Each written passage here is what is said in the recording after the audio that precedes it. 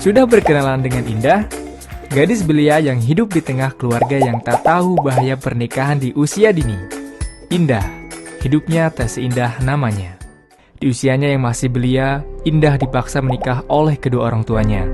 Dan akibatnya, sekarang di saat teman seusianya mengisi waktu remajanya dengan bermain, mencari pengalaman, serta mendapatkan hak untuk belajar di sekolah, Indah justru harus mengemban beban berat untuk mengurus rumah tangganya, mulai dari mengurus anak, serta melakukan pekerjaan lain yang seharusnya belum dikerjakan oleh anak seusianya. Belum lagi ketika terjadi masalah pada rumah tangganya. Ini adalah sebagian akibat pernikahan dini yang dialami oleh Indah. Indah tidak sendirian, masih banyak indah-indah lain di negeri ini. Apakah kamu tahu, di Indonesia praktik pernikahan dini masih kerap kali terjadi. Berdasarkan hasil riset yang ada, Indonesia berada pada tingkat 7 sebagai negara yang memiliki presentasi tinggi angka pernikahan dini di dunia.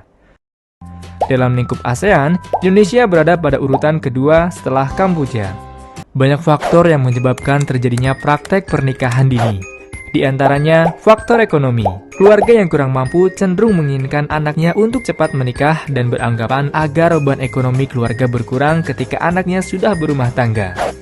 Paksaan dari orang tua. Sebuah keluarga yang mempunyai anak gadis tidak akan merasa tenang sebelum anak gadisnya menikah, karena orang sekitar di mana ia tinggal akan menganggap anak gadisnya sebagai perawan tua. Hubungan seks pranikah. Seks bebas pada remaja rentan terhadap terjadinya kehamilan yang tidak diinginkan, yang menyebabkan mereka terpaksa harus menikah sebelum waktunya.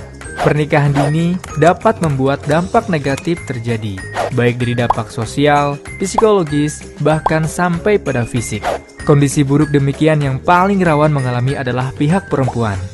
Perempuan yang melakukan pernikahan di bawah usia 21 tahun, secara ketahanan dan kekuatan fisiknya masih belum bisa dikatakan baik untuk melakukan reproduksi.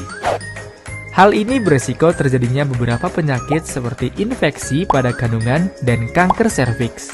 Juga berakibat pada bayi yang dilahirkan seperti prematur dan malnutrisi. Wanita yang hamil pada usia yang belum matang beresiko memiliki tekanan darah tinggi hingga dapat menyebabkan eklamsia. Resiko terberatnya adalah kematian ibu dan bayi, baik sedang dalam kandungan maupun saat dilahirkan. Selain itu, pada usia yang belum matang tersebut, mereka belum bisa mengontrol emosinya. Akibatnya, rentan terhadap kekerasan dalam rumah tangga, bahkan sampai perceraian. Setelah menikah, 94% anak putus sekolah, pendidikan rendah, pekerjaan terbatas, sehingga kemiskinan terus berlanjut hingga ke generasi berikutnya. Peran orang tua sangat penting dalam langkah pencegahan pernikahan usia dini. Berilah edukasi seksual dan kesehatan reproduksi pada anak.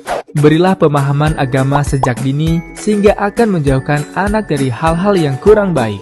Pantau pergaulan dan kegiatan anak sehingga anak tidak terjerumus dalam pergaulan bebas.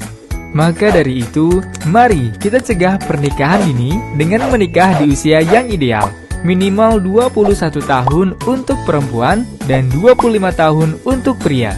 Supaya untuk terus meningkatkan angka harapan hidup bagi ibu dan bayi. Untuk memastikan hak atas kesehatan reproduksi anak perempuan, meningkatkan kesempatan anak untuk menikmati hak atas pendidikannya setidaknya sampai lulus SMA.